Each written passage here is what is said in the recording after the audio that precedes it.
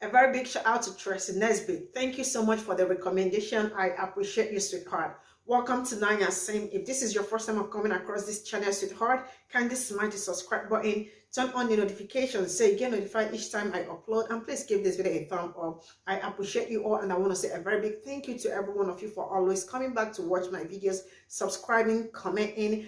I appreciate you all. Your comments are so amazing. I read all of them, and I am learning a whole lot from the comments. I am truly grateful to you all. So today we'll be checking out the Tuskegee experiment. All right. And somebody's going to ask, what is Tuskegee experiment? This is actually the study of untreated syphilis in the Negro male. All right. It was a study conducted between 1932 and ended in 1972 by the United States Public Health Service and the Centers for Disease Control and Prevention on a group of nearly 400 African Americans with syphilis. Yeah, you heard me right. You know what? Let's get into this video and then come back to talk about it. This is one of the worst experiments ever conducted in the United States on people. It's the Tuskegee experiment. In 1932, 600 black men were recruited for a study in Alabama by being promised free medical care. 399 of these men were suffering from syphilis, a common STI, and the study promised medical care for the rest of their lives. But that's not what happened. Secretly, the study was designed to track the full progression of the infection, meaning that the subjects were not given real medicine. Instead, they were given aspirin and mineral substances.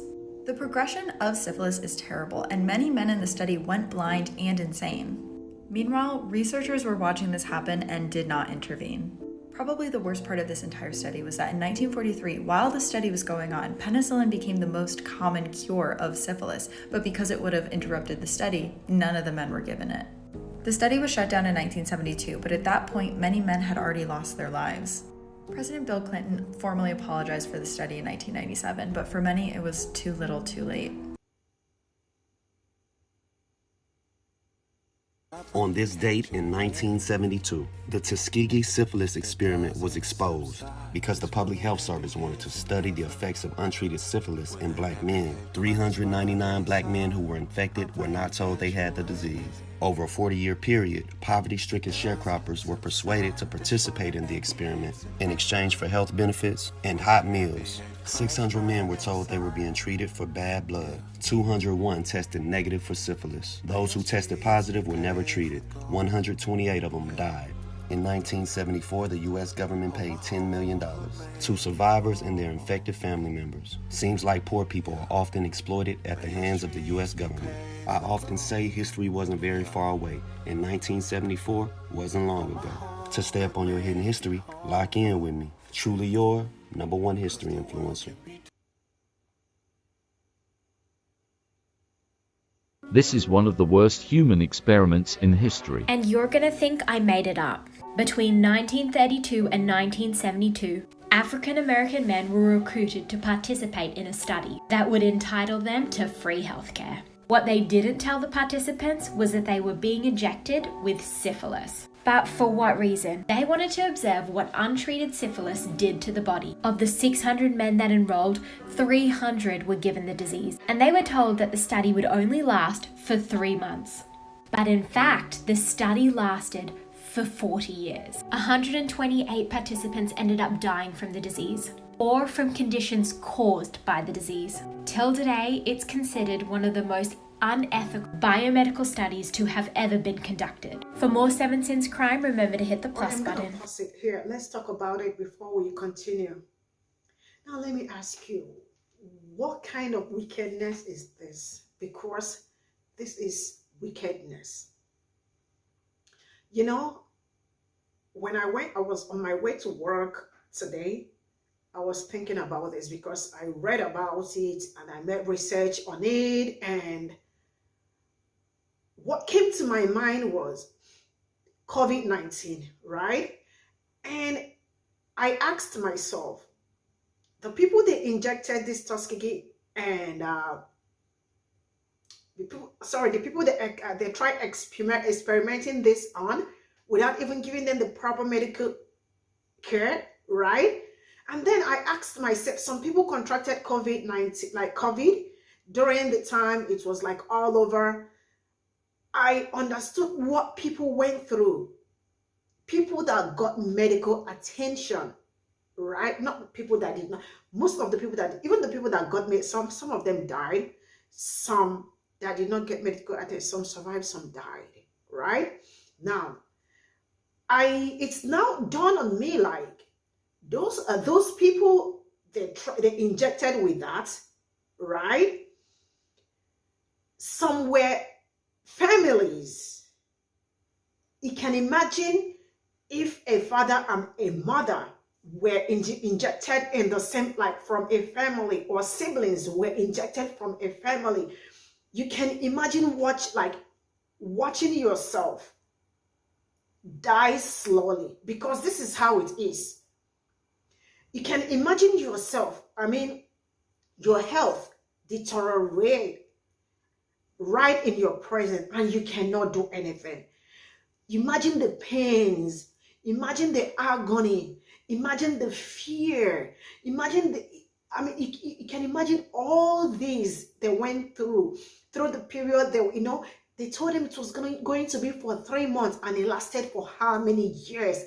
How wicked is the government and the doctors that use Black Americans to do this experiment? What happened to their own people? Why did they not use their own people? Because they knew what they were about to do. Most of them died. How many of them survived? Few, and the rest died. Before it was, can you imagine, experiment they said that was going to last for 3 months, lasted for 40-something years, and the doctors knew what they were doing. This is absolutely wickedness, because if it is not wickedness for a particular race, nobody would try something like this. So the hate did not start today. It's been there way long ago, and it's something you need to be very careful about. Yes, you have to be careful, because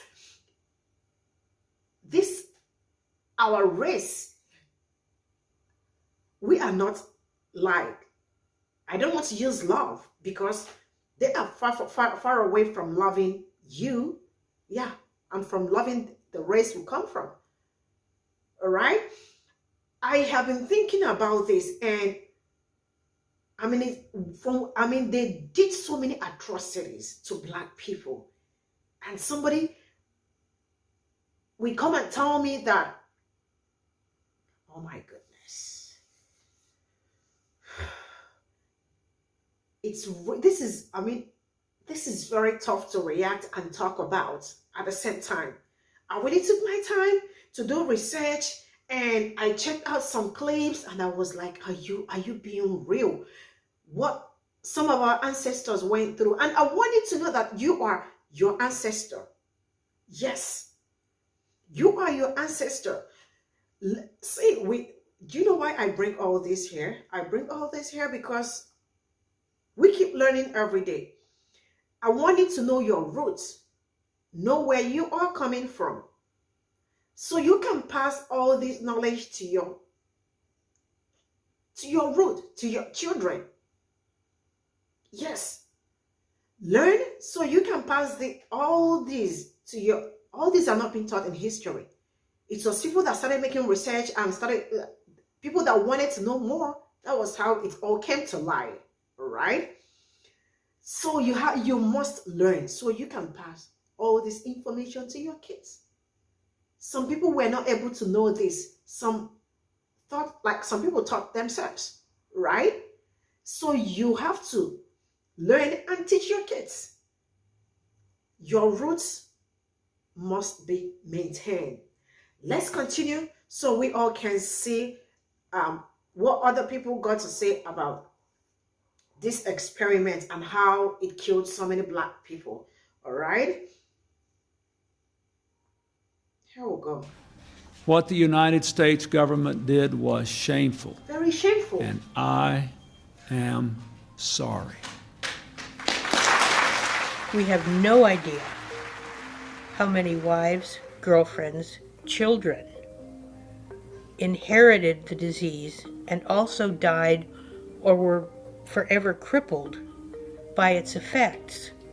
For 40 years, the U.S. government-operated public health service conducted what was known as the Tuskegee syphilis study, one of the darkest chapters in American history. Now, over 40 years after the study ended, we still don't know, and might never know, the full extent of its effects. And the study might have continued if not for a 1972 article from Associated Press reporter Jean Heller. Everyone who knew about this, to my way of thinking, everyone who knew about this and didn't blow the whistle, that didn't shout to high heaven, "This is wrong," is culpable.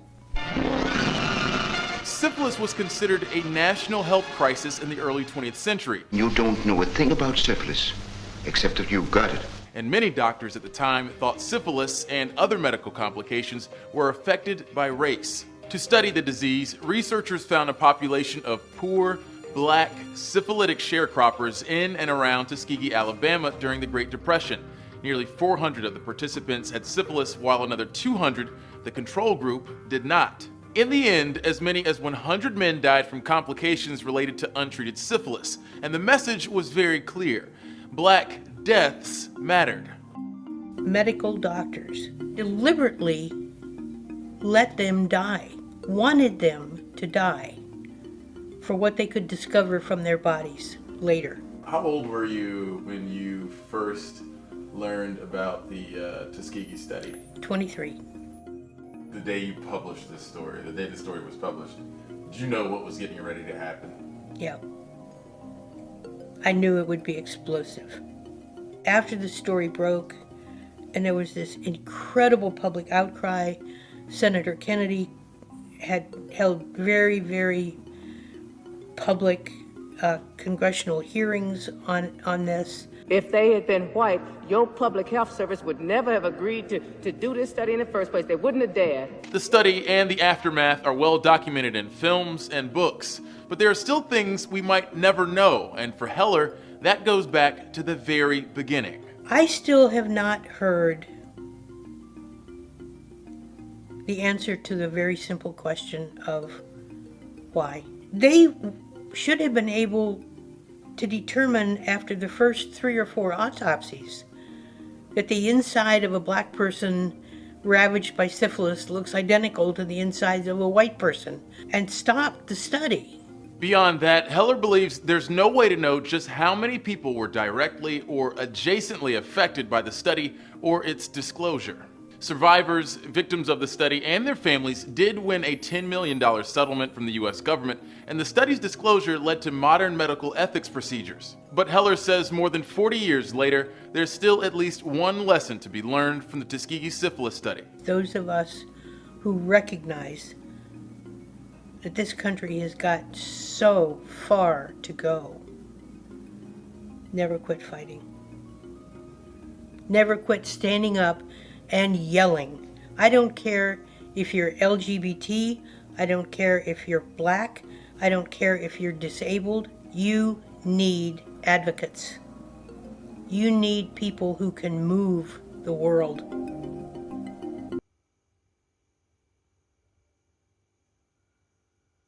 Let's talk about Tuskegee.